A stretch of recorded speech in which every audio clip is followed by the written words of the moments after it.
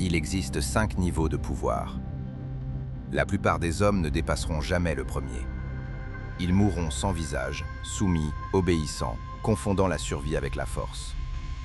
Mais ceux qui atteignent le dernier niveau deviennent quelque chose d'entièrement différent. Ils ne sont pas des rois. Ils ne sont pas des dirigeants. Ils sont les architectes des dirigeants. Leurs noms disparaissent, mais leurs ordres résonnent. Ils sont des ombres qui déplacent des nations entières. Et ils ne laissent aucune empreinte. Ceci n'est pas une histoire motivante. C'est un manuel froid. Et il commence là où la plupart des vies se terminent. Pendant qu'ils restent fauchés en faisant ce qui semble juste, d'autres s'enrichissent en faisant ce qui fonctionne réellement.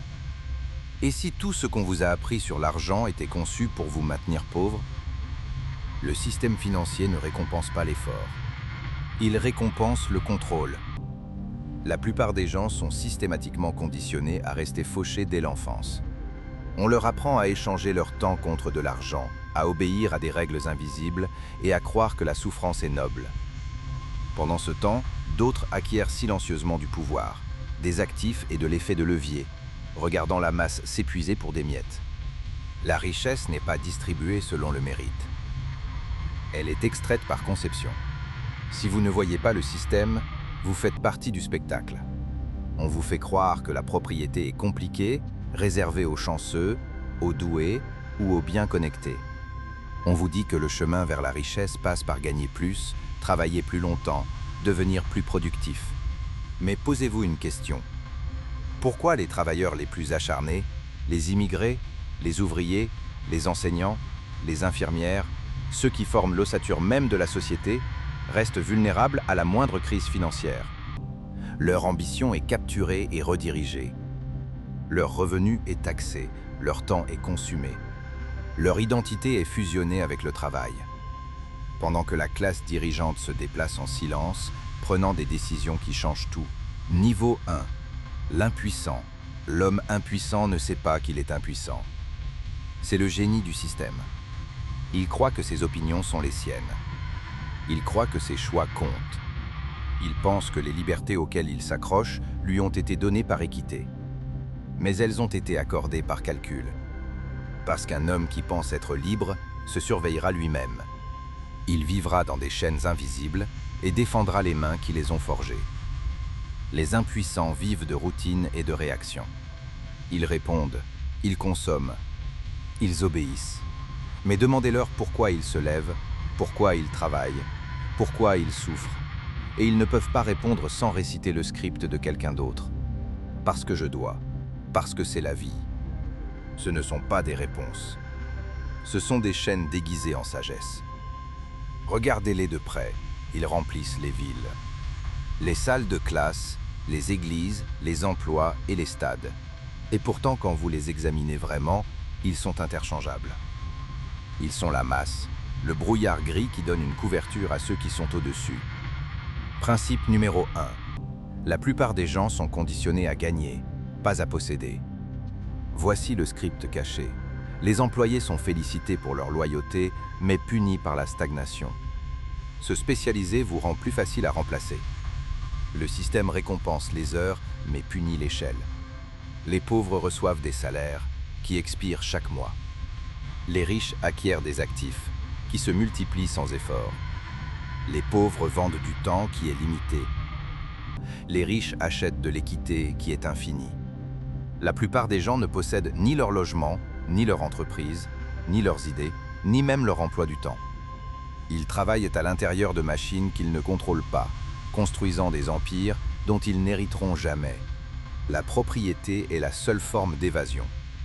Pourtant, elle n'est jamais enseignée à l'école, jamais encouragée en réunion d'entreprise, jamais normalisée dans les foyers de la classe ouvrière. On vous conditionne à croire que le travail égale la valeur. Tout ce qui remet ça en question ressemble à de l'hérésie. Alors vous vous accrochez à la souffrance comme si c'était une vertu. Vous méprisez les riches, mais rêvez de gagner au loto. Vous détestez votre patron, mais craignez la liberté. Vous désirez la richesse, mais rejetez la propriété. Voilà à quel point le conditionnement est profond. Les riches ne débattent jamais du travail acharné. Il contrôle simplement ce que les travailleurs acharnés construisent. La propriété est en amont du travail. Le propriétaire possède l'immeuble, il ne répare pas les toilettes. Le fondateur possède le produit, il n'écrit pas chaque ligne de code. L'investisseur possède une part de la machine, il ne pointe pas le matin. Le monde financier est conçu pour récompenser la propriété. L'équité, les royalties, les parts de profit, les licences, les intérêts, les dividendes. Il ne s'agit pas de travailler plus dur. Il s'agit de posséder la chose pour laquelle les autres travaillent dur. Si vous comprenez ce changement, cela transformera votre vision du revenu. Ce savoir est dangereux car il brise les illusions. Il vous fait demander pourquoi on ne vous a jamais appris à acheter des actions, posséder de l'immobilier, construire une marque ou créer des produits. Tous les médias et l'éducation continuent de vous pousser vers la productivité, l'effort, la discipline, le tout à l'intérieur du système de quelqu'un d'autre. La vérité brutale, c'est que si vous ne possédez pas la chose, vous êtes la chose. Votre temps, votre attention, votre production, louée, majorée et vendue à quelqu'un de plus riche que vous. C'est la réalité de la plupart des vies, magnifiquement obéissante. Tragiquement jetable, si vous arrêtiez de travailler aujourd'hui, est-ce que quelque chose continuerait de vous payer? L'homme impuissant n'est pas défini par un manque de talent ou de désir. Il est défini par la soumission. Il attend les instructions. Il cherche l'approbation. Il a peur d'être seul dans sa pensée. Parce que s'il pense par lui-même, il risque l'exil de la foule. Alors il se tait. Il rit quand les autres rient. Il hoche la tête quand les autres hochent la tête. Il plie l'échine pour survivre, sans jamais réaliser que le coût de cette survie est son âme. Et le pire, les impuissants se moquent des puissants. Ils jettent des pierres d'en bas et appellent ça de la vertu. Ils qualifient l'ambition de mal. Ils étiquettent la discipline de toxique. Ils romantisent la faiblesse parce que la force leur rappelle ce qu'ils ont refusé de devenir. Alors ils développent des philosophies de compensation, des religions qui glorifient la souffrance, des idéologies qui punissent l'ascension, des politiques qui récompensent la dépendance. Ils prétendent que leur résignation est de la moralité. Mais la moralité sans pouvoir est du théâtre. C'est un costume porté par ceux qui ont trop peur de se battre. Regardez-les de près, leurs vies sont gouvernées par la peur. Peur du rejet, peur du risque, peur de la punition, mais la peur la plus paralysante de toutes, la peur de la responsabilité. Parce que s'ils admettent qu'ils ne sont pas impuissants, ils devraient agir. Et l'action est terrifiante pour un homme qui a construit sa vie sur l'attente. On vous apprendra comment gérer l'argent, mais pas comment contrôler où il circule. On vous montrera comment travailler dur, mais pas comment faire bouger l'argent en votre absence. Le système vous vendra des livres, des séminaires, des diplômes et des activités secondaires. Tous conçus pour faire de vous un travailleur plus efficace. Mais ils ne vous donneront jamais la clé du flux de trésorerie. Car le moment où vous contrôlez le flux, vous n'avez plus besoin de le mendier. Les pauvres portent des seaux sous la pluie. Les riches construisent des canalisations. Au moment où la classe ouvrière se sent en sécurité, l'argent a déjà été redirigé. Vous avez l'impression de tout faire correctement et pourtant vous n'arrivez pas à respirer. Les riches suivent une seule règle religieusement, pendant que les pauvres passent leur vie à courir après des exceptions. Cette règle est cachée derrière les sociétés, les fiducies, les royalties et l'équité discrète. C'est la loi non dite de la richesse asymétrique. Et elle pulvérise l'illusion du succès basé sur l'effort. Principe numéro 2. Le flux de trésorerie bat le travail acharné à chaque fois.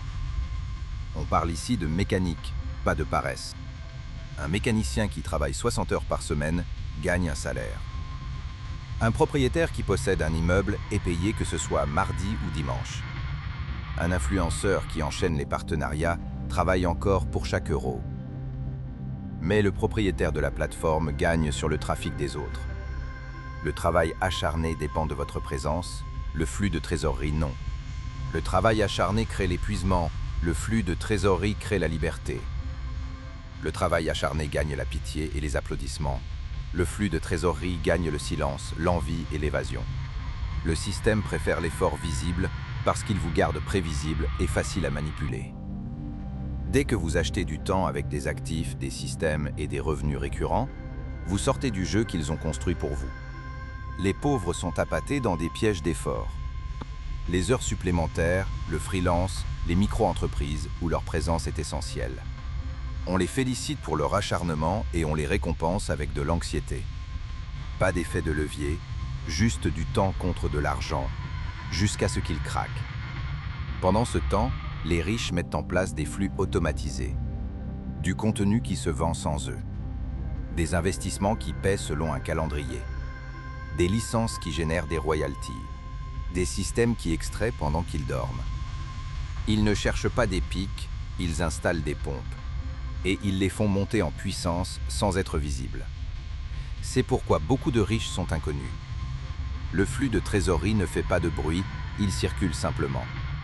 L'économie punit la constance quand elle est liée à l'effort. Un barista gagne le même salaire journalier. Mais un consultant qui conclut un gros contrat gagne en un mois ce qu'une infirmière gagne en un an. Le monde récompense l'effet de levier, pas la loyauté. Le revenu récurrent sans l'effort récurrent. Beaucoup d'employés atteignent un mur parce que leur production est plafonnée, leur revenu est linéaire, leur liberté est fictive. Quand l'inflation monte, que les licenciements arrivent ou que la santé lâche, ils réalisent combien l'acharnement les protège peu. Les riches restent calmes pendant les récessions parce que leur flux de trésorerie vient de contrats, de loyers, de licences, de dividendes, des choses liées à la propriété, pas à l'énergie.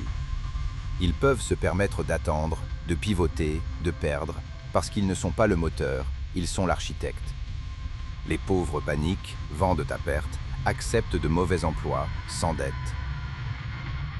Les riches réallouent, achètent des actifs sous-évalués et encaissent pendant que le monde brûle. Pas parce qu'ils sont plus intelligents, parce qu'ils contrôlent le courant. Si vous étiez renversé par une voiture demain, est-ce que votre argent continuerait de circuler? La souffrance n'est pas une monnaie. L'obéissance n'est pas une vertu. Et espérer n'est pas une stratégie. L'homme qui reste au niveau 1 sera toujours utilisé par les autres. Son travail, son temps, son attention, tout loué au plus offrant. Il est un récipient, une mule. Un corps à placer dans la machine. Et une fois que ce corps casse, il est remplacé sans cérémonie. Aucun livre d'histoire ne se souviendra de lui. Aucun monument ne sera construit pour son sacrifice. Il a vécu tranquillement, il est mort tranquillement, et le monde a avancé sans le remarquer. Maintenant, je veux que vous vous posiez une question. Pas en tant que spectateur. En tant qu'homme. Où êtes-vous sur cette échelle? Ne répondez pas avec ce que vous aimeriez être vrai. Soyez honnête. Vivez-vous de manière réactive? Attendez-vous que quelqu'un vous dise ce qui compte? Les hommes impuissants ne se sentent pas faibles. Ils se sentent engourdis, fatigués. Ils confondent l'épuisement avec le travail acharné. Ils appellent l'agitation du progrès. Mais le progrès sans pouvoir n'est que du mouvement en cercle. Comme un cheval sur un carrousel. Rond et rond, jamais en avant. Si vous voyez cette vérité, il n'y a pas de honte. Seulement un avertissement. Le pouvoir commence par la clarté. Et la clarté commence par la douleur. Mais la clarté est dangereuse. Une fois que vous voyez la vérité de votre position, vous ne pouvez plus l'ignorer. Et l'homme impuissant qui devient conscient de son impuissance se tient à un carrefour. Rester engourdi ou s'éveiller. S'il choisit de s'éveiller, il entre au niveau 2. On apprend aux pauvres à craindre la dette comme une maladie. Mais ce qu'on vous cache délibérément, c'est que les riches utilisent la dette non pas comme un fardeau, mais comme une arme. Ils ne paient pas les choses, ils financent le contrôle. Ils ne craignent pas les intérêts, ils les transfèrent. Pendant que la classe moyenne se débat avec des crédits à la consommation et des découvertes bancaires, les riches utilisent la dette pour acheter des actifs, réduire leurs impôts et développer des empires sans toucher un centime de leur propre argent. Le système est conçu pour que les ignorants louent aux informés. On vous conditionne à croire qu'être sans dette est un signe d'honneur. C'est moral, c'est sûr, c'est respectable. Mais qui profite de cette croyance? Qui gagne quand vous craignez l'effet de levier? Les prêteurs. Principe numéro 3. La dette est une arme quand elle est utilisée par les riches. Ils l'utilisent pour s'étendre, pour multiplier, pour créer des rendements plus vite que l'épargne ne le pourrait jamais. Pendant que vous économisez 10 ans pour acheter un appartement, ils empruntent pour 10 appartements et vous les louent. Pendant que vous attendez d'avoir le cash pour lancer votre projet, ils lancent avec un prêt et dominent le marché. La dette ne devient un risque que quand vous empruntez pour des passifs. La consommation, les vacances, la validation sociale. Quand vous empruntez pour des actifs qui génèrent du cash, des placements stratégiques et des rendements asymétriques, vous êtes aux commandes. Les riches ne craignent pas d'être endettés. Ils craignent de ne pas posséder assez. Les gouvernements, les entreprises et les milliardaires empruntent des milliards pour racheter des actions, étendre leurs opérations, acquérir des concurrents et payer les intérêts avec l'argent des autres. La personne moyenne pense qu'utiliser le crédit est honteux parce qu'elle n'a vu la dette que par en dessous. Ce n'est pas un accident. Le système dépend du fait que vous ne compreniez pas comment la transformer en arme. L'école vous enseigne les intérêts composés, mais jamais la structure du capital. On vous met en garde contre le surendettement, mais on ne vous explique jamais l'arbitrage du crédit. On veut des salariés obéissants, pas des architectes souverains. Quand les riches utilisent la dette, ils réduisent leur exposition et augmentent leurs gains potentiels. Ils mettent leur nom sur rien et contrôlent tout. Ils laissent l'actif couvrir les intérêts et le gouvernement réduire les impôts. Ils prennent de l'équité avec de l'argent emprunté, puis utilisent cette équité comme levier pour plus encore. Si ça s'effondre, la dette est limitée, la responsabilité protégée et le jeu se réinitialise. C'est structurel, pas personnel. Les pauvres risquent tout pour des miettes. Les riches ne risquent rien pour le contrôle. Tant que vous n'adoptez pas cet état d'esprit, vous serez toujours à la merci de ceux qui l'ont fait. La classe moyenne voit un crédit immobilier comme un rêve. Les riches le voient comme un outil. Les pauvres craignent la dette. Les riches l'embrassent. Êtes-vous en train de jouer un coup de maître ou est-ce qu'on joue avec vous? Niveau 2. L'exécuteur. C'est là que la plupart des hommes qui goûtent au pouvoir arrivent en premier. Ils ne sont pas encore libres, mais ils ne dorment plus. Ils ont trouvé la force, physique, financière ou sociale. Mais ne vous y trompez pas. La force sans stratégie n'est qu'une servitude élégante. L'exécuteur sert, il exécute les ordres. Il maintient le système intact. Il peut monter en grade, mais jamais en souveraineté. Et le pire de tout, il croit que c'est le sommet. L'exécuteur est séduisant parce qu'il offre l'illusion de la dominance. Il porte l'uniforme, il porte le badge. Il gère les gens, il donne des ordres. Il se sent respecté, mais regardez plus profond. Son pouvoir est emprunté. Il ne le possède pas. On lui permet de l'exercer tant qu'il obéit à la structure au-dessus de lui. Il est fort mais en laisse. Impressionnant mais remplaçable. Et quand l'ordre change, il suit. Même si ça contredit tout ce en quoi il croyait autrefois. Les riches ne courent pas après l'argent. Ils courent après les schémas, les signaux, les murmures. Ils savent que l'argent ne sort pas de nulle part. Il suit l'information.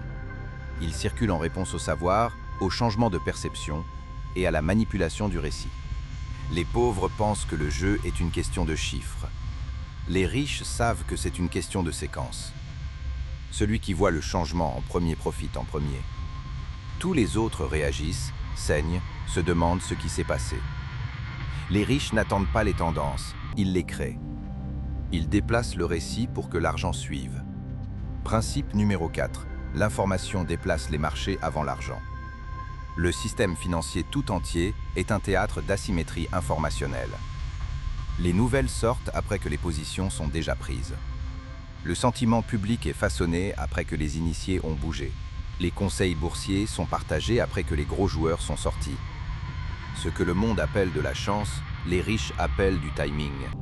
Un timing par l'accès, un timing par conception. Les riches sont simplement plus tôt. Ils paient pour la vitesse, ils paient pour le silence, ils paient pour l'exclusivité. Un seul mémo, un document qui fuite, un murmure dans la bonne pièce, et des milliards peuvent bouger. Un changement réglementaire, une restructuration d'entreprise, une acquisition discrète, ce ne sont pas juste des nouvelles, ce sont des outils. L'élite ne consomme pas les gros titres, elle les écrit. Quand un récit arrive au grand public, ce n'est pas une opportunité, c'est un appât. C'est pourquoi les investisseurs particuliers perdent toujours. Ils réagissent à ce qui s'est déjà passé. Ils voient le sillage, pas la vague. Les riches prennent de l'avance sur le récit. Ils comprennent comment l'information sera interprétée, comment les foules réagiront, comment les algorithmes amplifieront. Ils utilisent les médias pour déplacer les masses, les fuites pour déclencher la peur, la fausse indignation pour déplacer le sentiment. Ce n'est pas de l'information, c'est de la chorégraphie. La vraie richesse fait rarement du bruit, car ceux qui profitent de l'information ne veulent pas d'attention, ils ne veulent pas d'applaudissements. Ils veulent le silence. Ils bougent tôt, sortent tôt et disparaissent avant que la foule ne réalise ce qui s'est passé. C'est comme ça que la richesse est protégée, en restant invisible dans le brouillard du bruit. Les pauvres cherchent des signaux, les riches les manipulent. Les pauvres suivent le volume, les riches suivent les murmures. Ceux qui profitent le plus n'ont pas besoin d'avoir raison, ils ont juste besoin d'être les premiers. Prenez-vous vos décisions en fonction de ce qu'on vous dit ou de ce qu'on ne vous a pas encore dit. Si vous voulez vous élever, vous devez arrêter d'attendre la confirmation. Vous devez apprendre à voir ce que les autres ignorent, lire entre les gros titres, sentir le changement avant qu'il ne soit expliqué. Vous devez arrêter d'agir sur l'information publique et commencer à décoder les mouvements privés. Étudiez ce que les puissants font, pas ce qu'ils disent. Regardez où l'argent bouge avant que ce soit annoncé. Tracez les intérêts, suivez les schémas. C'est là que la richesse commence. Pas dans l'effort, ni dans la chance. Dans le silence avant le bruit. C'est pourquoi tant de soldats, de managers, d'officiers et de contremaîtres vivent dans un tourment silencieux. On dépend d'eux, mais ils ne contrôlent jamais. Respectés, mais pas libres. On leur fait confiance pour exécuter, jamais pour questionner.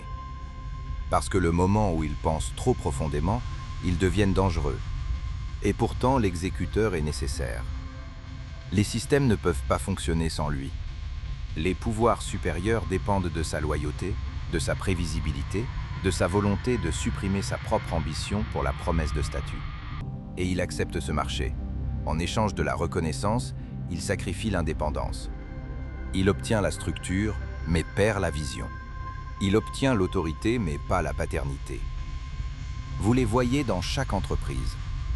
Le manager intermédiaire qui surveille les autres avec fierté. L'officier qui fait respecter des lois qu'il questionne en privé. Le père qui imite la discipline mais craint sa propre irrélevance. L'exécuteur s'accroche au devoir parce que ça lui donne un script. Il a peur du silence parce que dans le silence, il pourrait entendre ses propres doutes. Il garde la porte mais ne demande jamais qui l'a construite ni pourquoi. Il brise le dos des autres pour des règles qu'il n'a pas écrites. Et quand les pouvoirs supérieurs changent leur agenda, l'exécuteur doit sourire et se conformer. Parce que c'est le coût du pouvoir emprunté. Quand il n'est pas le vôtre, il peut toujours être révoqué. Les riches ne parient pas, ils ne prennent pas de chance. Ils calculent les résultats, inclinent le plateau et éliminent les variables. Mais les pauvres sont entraînés à embrasser le risque comme du courage. Ils se jettent dans des projets instables et appellent ça de la bravoure. On les applaudit pour leur acharnement et on les enterre sous ses conséquences. Le schéma est clair, le risque est toujours vendu à la classe inférieure. Les tickets de loto, les pumps crypto, le marketing de réseau, les micro-entreprises sans avantage concurrentiel. Tout est vendu sous la bannière de l'opportunité, mais en réalité c'est un piège. Le risque maintient les pauvres dans l'espoir. L'effet de levier maintient les riches dans la victoire. On ne vous apprend pas à demander qui profite de votre risque. On vous dit que le risque fait partie du jeu. Ose ou reste fauché. Mais qui profite quand vous êtes fauché? Qui vous vend le rêve puis vous loue les outils? Principe numéro 5. Le risque est pour les pauvres, l'effet de levier est pour les riches. Les riches ne parient presque jamais sans filet de sécurité. Ils ne sautent pas dans le vide, ils construisent des plateformes qui les portent. Même quand ils tombent, ils n'utilisent pas leur propre argent. Ils utilisent le capital, le temps et la réputation des autres. Si le coup échoue, la responsabilité est absorbée par la structure, pas par l'individu. Les pauvres créent des entreprises à leur nom, prennent des prêts personnels, risquent tout ce qu'ils possèdent. Leurs erreurs sont fatales. Les riches conçoivent des systèmes où les erreurs sont des retours d'expérience. Les pauvres entrent dans des jeux où les erreurs sont définitives. C'est fait exprès. Le risque est présenté aux masses comme de la liberté, mais ce qu'elles consomment en réalité, c'est de la volatilité sans couverture. On leur apprend à glorifier la lutte, à célébrer l'acharnement, à marcher sur la corde raide sans filet. Personne ne leur dit que le filet existe, simplement qu'il n'est pas pour eux. Les riches construisent des filets avec l'information, les partenariats, les assurances et les clauses cachées. Ils couvrent chaque mouvement, diversifient chaque exposition et protègent la baisse avant de jouer l'attaque. Parce que le vrai pouvoir, ce n'est pas ce que vous pouvez gagner, c'est ce que vous pouvez survivre. L'effet de levier, lui, est silencieux. C'est la propriété sans l'effort. L'influence sans l'exposition. L'effet de levier permet aux riches de déplacer des milliards avec une signature, de transformer des industries avec un message, de dominer avec un seul actif qui monte en puissance à l'infini. Ce n'est pas juste du capital. C'est du code, une marque, des systèmes, la distribution, la réputation, les licences, l'automatisation, la délégation. C'est le contrôle des résultats avec un minimum d'effort. Les pauvres pensent que travailler plus dur comblera l'écart. Mais le travail acharné est linéaire. L'effet de levier est exponentiel. Les pauvres travaillent pour gagner plus. Les riches installent des leviers pour avoir besoin de moins d'efforts. Il y a pourtant un signe, une fissure dans l'armure qui montre que l'exécuteur est prêt à évoluer. C'est la désillusion. Ce moment amer où le respect qu'il a tant travaillé à gagner commence à sonner creux. Quand les médailles, les promotions, les applaudissements ne font plus taire la question qui résonne dans son esprit. C'est tout, ce moment est sacré. Parce que seul un homme qui a ressenti le pouvoir mais perdu le respect pour celui-ci peut monter au niveau suivant. Seul un homme qui a goûté le contrôle mais réalisé qu'il était encore contrôlé aura le courage de sortir du rang.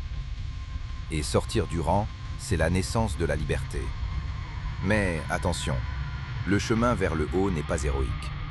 Il n'est pas loué. Quand l'exécuteur questionne le système, il devient une menace. Les mêmes mains qui l'applaudissaient pointent maintenant en accusation. On le traite de déloyal, d'arrogant, de dangereux. Et la plupart des exécuteurs restent où ils sont. Ils suppriment les questions. Ils protègent leur salaire, leur position, leur rang. Mais au fond, ils savent. Ils savent qu'ils ont échangé la vérité contre un titre. Si vous voulez le vrai pouvoir, celui qui se ressent dans le silence, celui qui plie la réalité sans crier, alors le niveau 2 n'est pas où vous vous arrêtez. C'est où vous commencez à voir. Voir la structure, voir les ficelles, voir les hommes qui n'apparaissent jamais, mais dont les empreintes sont sur tout. Le mythe du risque égal, récompense égale est absurde. Les risques ne sont pas égaux, les protections ne sont pas égales, la visibilité n'est pas égale, les règles ne sont pas égales. Les pauvres continuent de prendre des risques qui profitent à tout le monde sauf à eux, parce qu'ils pensent que c'est ça l'ambition. On les applaudit pour leur courage et on les récolte discrètement pour leur naïveté. La vérité, c'est que le jeu n'est pas une question de bravoure. C'est une question de positionnement. Si vous risquez tout sans contrôle, vous n'êtes pas audacieux. Vous êtes un appât. Les riches ne sont jamais en compétition. La compétition est pour ceux qui essaient encore de prouver leur valeur, qui se battent encore pour une place à une table que quelqu'un d'autre a construite. Les pauvres sont conditionnés à croire que le chemin du succès passe par surpasser les autres. Avoir de meilleures notes, réussir l'entretien, vendre plus que ses pairs, travailler plus que le voisin. Mais l'élite ne vit pas dans la comparaison. Elle vit dans le contrôle. Elle ne court pas après les parts de marché. Elle construit des marchés. Elle ne bat pas ses rivaux. Elle élimine les alternatives. L'objectif n'est pas de gagner. C'est de se positionner si parfaitement que gagner devient inévitable. Le chemin pour devenir intouchable commence au moment où vous arrêtez d'essayer de prouver votre valeur et commencez à concevoir votre environnement. La classe ouvrière entre sur des marchés sans avantage, sans isolation, sans levier. Elle se bat sur le prix, sur la vitesse, sur l'effort et saigne jusqu'à l'épuisement. Les riches avancent avec des avantages asymétriques. L'asymétrie d'information, la capture réglementaire, la gravité de la marque, le contrôle de la distribution, l'accès politique. Ils ne se battent pas dans des arènes. Ils créent les arènes. Ils vendent les billets et regardent le combat d'en haut. Vous n'étiez jamais censé gagner en compétitionnant. Vous étiez censé vous épuiser en le faisant. Le vrai pouvoir réside dans la reclassification. Reclassifier le temps en système, le revenu en équité, les dépenses en déduction, la propriété en bouclier juridique. Le gouvernement ne vous l'enseignera pas. Votre patron ne vous l'enseignera pas. Votre comptable ne sait peut-être même pas l'exécuter. Parce que le système entier dépend du fait que les masses craignent le fisc et vénèrent le bulletin de paie. Les riches ne craignent pas les impôts. Ils utilisent le code fiscal. Ils contrôlent les flux en dessous. Une fois que vous apprenez ce flux, vous pouvez arrêter d'échanger votre vie pour moins que sa valeur. On vous taxe pour ce que vous produisez ou pour ce que vous ne possédez pas encore. Les pauvres sont exposés. Chaque heure qu'ils travaillent est documentée. Chaque euro qu'ils gagnent est taxé. Chaque mouvement qu'ils font est traçable, visible et vulnérable. La visibilité est dépeinte comme une vertu. Soyez connus, soyez vus, construisez votre marque. Mais la visibilité est un piège. Plus ils vous voient, plus ils peuvent vous mesurer, vous limiter, vous contrôler. Pendant que la classe ouvrière exhibe ses revenus, son style de vie, sa croissance, les véritablement puissants se déplacent en silence. Leurs noms sont cachés derrière des fiducies. Leurs actifs sont garés dans des sociétés écrans. Leurs coûts sont exécutés par des intermédiaires. Plus vous détenez de richesses, plus vous apprenez à disparaître. On vous a conditionné à croire qu'être public, c'est le pouvoir. Les riches en rient. Pourquoi mettre la cible sur votre dos? Pourquoi annoncer le coffre-fort? Ceux qui sont bruyants attirent les procès, la surveillance, les exigences. Ceux qui sont silencieux encaissent et composent, intouchés, imperturbés. Même en entrepreneuriat, la leçon reste la même. Possédez la machine, mais laissez quelqu'un d'autre porter le logo. Construisez l'empire, mais laissez les employés affronter la foule. Si votre nom est sur le produit, votre visage est sur la responsabilité. Les pauvres attachent leur identité à tout ce qu'ils font. Les riches détachent leur identité de tout ce qu'ils possèdent. Parce que le moment où vous devenez la marque, le système sait comment vous vendre, vous traquer et vous taxer. Ceux qui suivent luttent. Ceux qui ne suivent pas prospèrent. Choisissez votre jeu. Niveau 3. L'intrigant, c'est le niveau des masques. Ici, l'obéissance brute meurt. Et quelque chose de bien plus dangereux naît. L'intérêt stratégique. L'intrigant ne sert pas. Il manipule. Il étudie les gens comme des cartes. Il échange la vérité contre l'avantage. Il écoute plus qu'il ne parle. Il flatte plus qu'il ne défie. Et il observe chaque mouvement, non pas pour le sens, mais pour le levier. À ce niveau, le pouvoir n'est pas pris par la force. Il est extrait en silence. Goutte à goutte, par l'influence, la persuasion et le design. Et pourtant, malgré toute sa ruse, l'intrigant reste exposé. Parce que pour manipuler, il faut être présent dans la pièce. Toujours vu, toujours nécessaire. Chaque alliance est provisoire. Chaque sourire est pesé. Chaque conversation est une transaction, une performance, une répétition pour le contrôle. Il prospère dans les cours, dans les entreprises, dans les mouvements, partout où la hiérarchie existe. Mais il n'est jamais le roi lui-même. Parce que son pouvoir dépend des ombres. Il est le murmure derrière la décision. Celui qui plante l'idée, redirige la faute, répand la rumeur, fabrique l'ennemi. Mais si la lumière tombe pleinement sur lui, l'illusion s'effondre. L'influence ne fonctionne que quand personne ne la soupçonne. Le moment où vous êtes pris à intriguer, vous êtes marqué.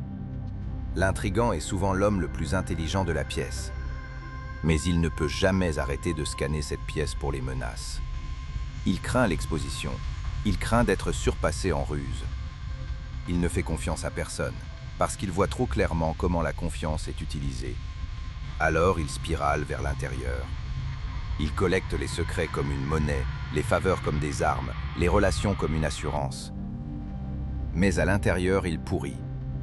Parce qu'un homme qui ne peut pas être authentique, qui doit toujours feindre, perd de vue qui il était avant le masque. Et quand ça arrive, même ses victoires sonnent creux. Il gagne des arguments, mais pas la paix. Il gagne des alliés, mais pas la loyauté. Il grimpe l'échelle, mais ne sait jamais si elle sera retirée dessous lui demain. Il crée des changements dans la culture, dans les alliances, dans l'opinion publique. Il déplace les gens sans lever la main.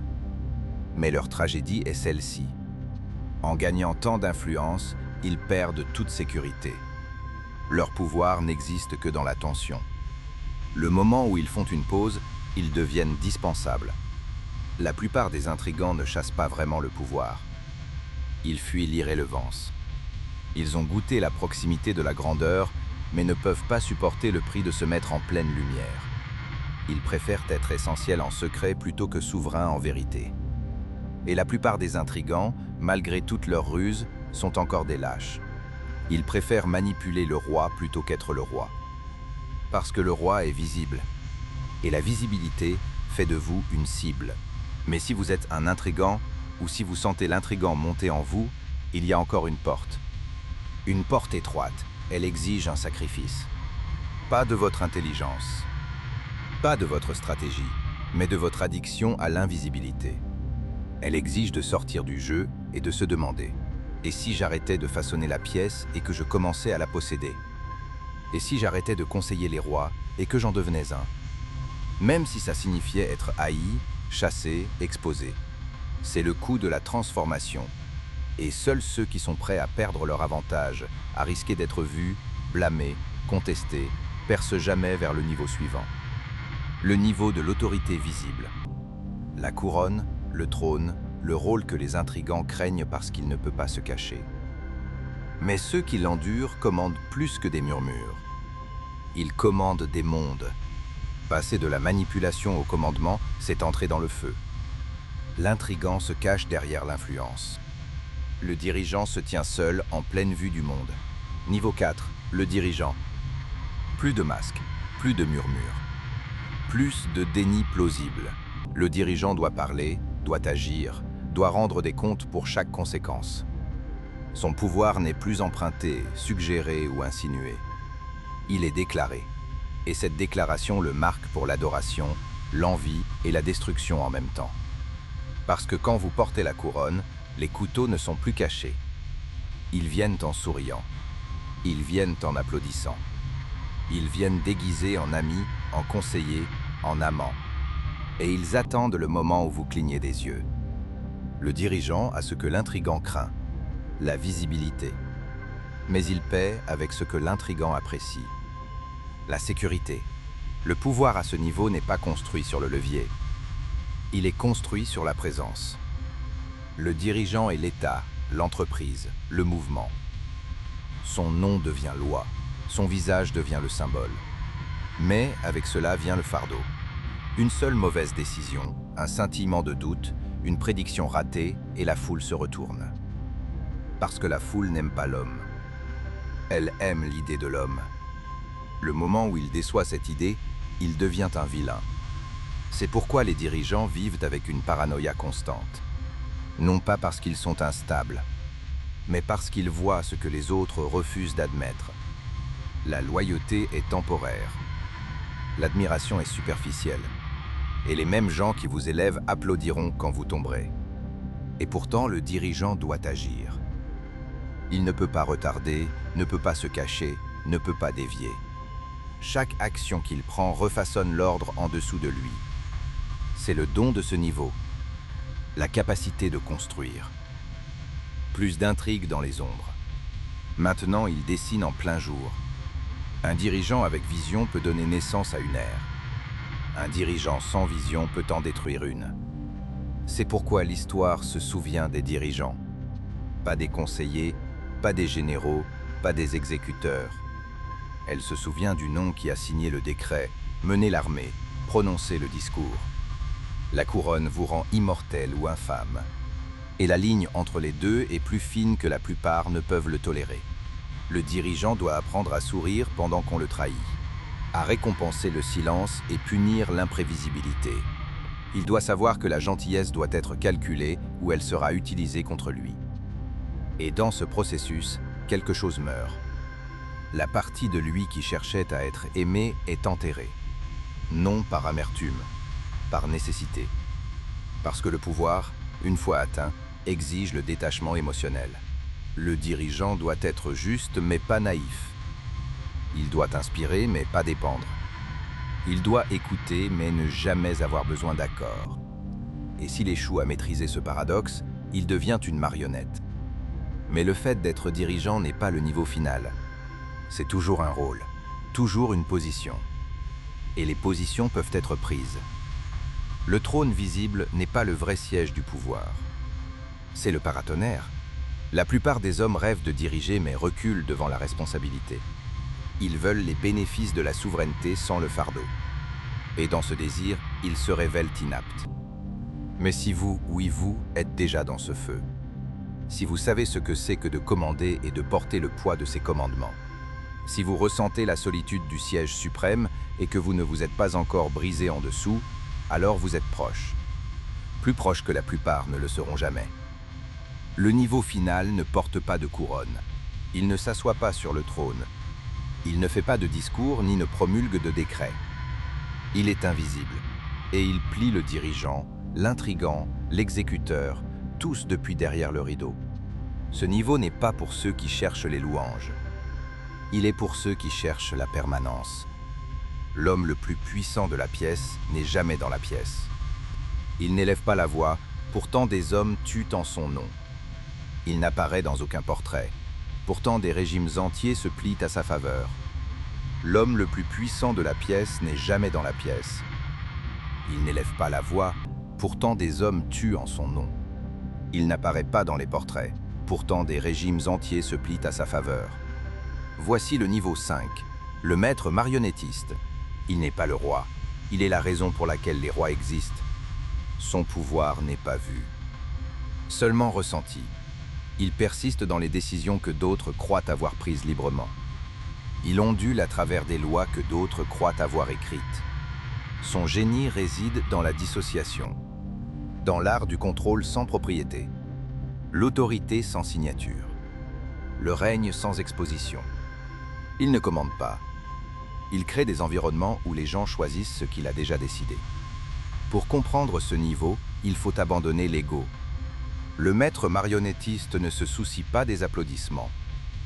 En fait, il les craint. La reconnaissance est une faiblesse. Un nom peut être ciblé. Un rôle peut être retiré. Mais un mythe, une force, une légende derrière le rideau, ça c'est éternel. Le maître marionnettiste survit parce que personne ne peut prouver qu'il existe. Ses empreintes sont partout, mais son identité reste de la vapeur.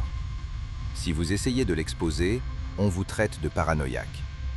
Si vous réussissez, il a déjà un remplaçant. C'est le génie du vrai pouvoir. Il ne s'accroche pas à un seul corps. Il coule. Il se réincarne à travers des systèmes, des symboles, des intermédiaires. Comme un virus sans remède, parce qu'il se cache dans l'ADN même de l'hôte. Il parle à travers les autres. Le PDG qui pousse une acquisition soudaine. Le politicien qui inverse sa plateforme du jour au lendemain.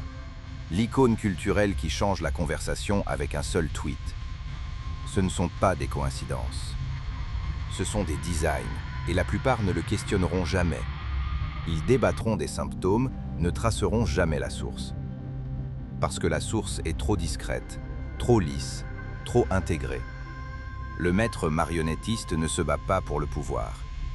Il prépare l'échiquier pour que d'autres se battent pour lui. Il ne craint pas la rébellion. Il la fabrique quand c'est nécessaire, pour réinitialiser le système, pour purger les menaces, pour rappeler aux dirigeants que leur emprise est louée. Il sait que tout pouvoir visible finit par engendrer le ressentiment. La couronne devient une cible. Le milliardaire devient le vilain. Le général devient le tyran. Mais ce que vous ne pouvez pas voir, vous ne pouvez pas l'attaquer.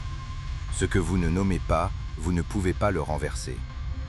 Alors il se dissimule dans les fondations, les conseils consultatifs, les comptes offshore, l'influence culturelle. Il finance les deux camps. Il soutient les rivaux. Il murmure au roi, puis offre le sanctuaire à leurs ennemis. Il joue des parties longues, des parties générationnelles. Pendant que les autres chassent les victoires trimestrielles et les cycles électoraux, lui orchestre des siècles.